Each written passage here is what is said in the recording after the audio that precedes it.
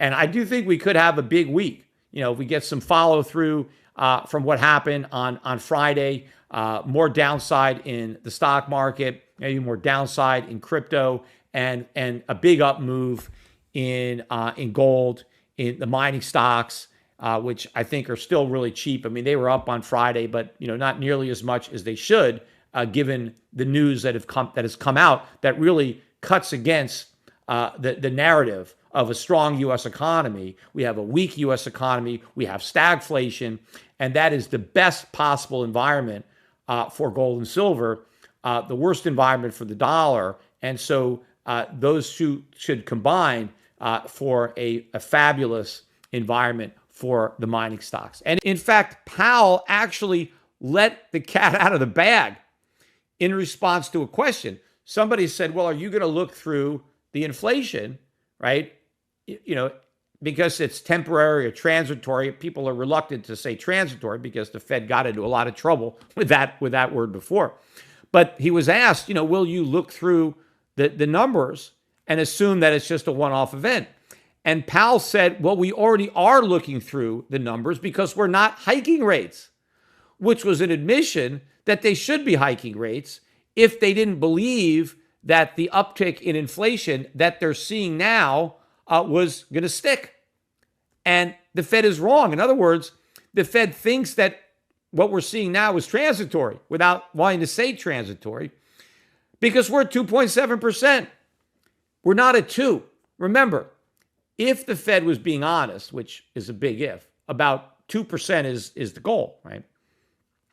In 2013, the year-over-year increase in the CPI was 1.5. In 2000, that was 2013. In 2014, it was 1.6. So we were below 2, but by less than we're above it now. So we were not below 2 by a lot. But because of that, the Fed was so, desperate to get inflation to 2%. It saw it as such a big problem that we were a half a percentage point below target, that interest rates were at zero. And they launched QE3 in 2013.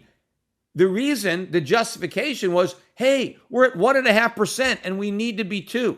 And so we really want to make sure that inflation goes up to 2. And so we're doing QE, right? Now, we are above 2 right now by more than we were below it. And so if being below 2 by 0.5% meant we need extreme ease, why don't we need extreme tightening now? I mean, Powell even says that we're moderately restrictive. And I don't agree. I think we're stimulative. I think that rates are still too low. They're lower than the real rate of inflation. And you can look at the credit growth. Credit continues to grow in this country. And so that credit expansion is the inflation. And money supply is growing. Just look at it, right? So the Fed is not being tight. The Fed is still being easy, despite the fact that we're above target by more now than we used to be below it. Now, there was a question that Powell got, and I think he lied. And a reporter said, do you worry about the interest burden that the federal government faces on the national debt? Because when you have interest rates up here at 4.5% versus a lower number, that the government has to pay higher interest on all the treasuries that it rolls over and all the money it borrows. And Powell's answer was, no, we really don't think about that. We really don't consider that at all. How can they not think about that? How can they not consider that? That's, again, like the elephant in the room. I mean, that is a very important element of all this, because it actually also determines the size of the debt. Because the more the government has to pay in interest, the higher the budget deficits, because the extra interest payments are themselves borrowed and are added to the deficits. I mean, right now, interest on the national debt is like, what, 1.3 trillion a year. That's more than half, or about half, of the entire budget deficit. To the revisions, that's part of the game. Every month, they revise down the previous month, but then they come up with another number that beats. And everybody focuses on the beat, the headline number, and they miss the revisions, and the game is played over and over again. And so I call this out, And I've been saying that the jobs market is weak, that the labor market is weak. I mean, we keep beating these low numbers, but the reality is we missed the numbers. And now when we got the jobs number on Friday, this time the revisions were so big. In fact, they're unprecedented in size for 2 back-to-back months. We haven't seen this before. That now the markets actually paid attention to the fact that there were downward revisions. But also, the number that they reported for July was also a miss. So it was a trifecta. We missed on the expectations for July, and we revised down the prior 2 months. So before I even get to the revisions, let me talk about the current report, which was very weak. So the estimate was for 110,000 jobs created for July. Again, a low bar. People probably thought we would beat it. Instead, we missed it. 73,000 jobs created. Now, again, what are the odds that we actually created 73,000 jobs? I'd say close to zero. If we revise down the last 6 reports, what's the odds that this report is not going to get revised down? Pretty slim. I think we probably lost jobs in July. By the time they revise this number, we'll probably find out that it was a minus. I mean, nobody even talked about that. They talked about the prior revisions. Why wasn't anybody talking about the fact that we can't trust this number either?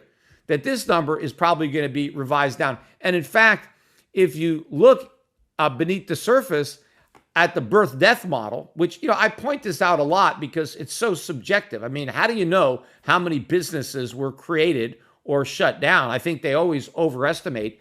But the birth-death model all by itself added 97,000 jobs. Well, that's more than the total number of jobs we created. So the whole thing is a guess. They will get more data over the next couple of months, and then we'll get a more reliable number, and it'll probably be a negative number. So this number is weak, and it's probably going to get revised even weaker. Now, the headline number, which is a number that the Fed, and I'm going to talk about Powell later in the press conference from earlier in the week, but the official unemployment rate didn't go up. It held steady at 4.2%. But the reason that it didn't go up was not because a lot of people didn't lose their jobs or people got jobs. It's because a lot of people left the labor market. The labor force participation rate shrank to 62.2 from 62.3 the prior month. The expectation was 62.4. But what does it mean when people leave the labor market? It means that some people that lost their jobs just decided they didn't want to look for another one. What do you think of Schechtman's take? Do you agree with him? Is the big reset a reality, or is it all just bollocks? Post in the comments section down below your honest opinion and share with the stackers your gold and silver price prediction. Now, check this video right here because it's a perfect fit for you, and I'll see you on the other side.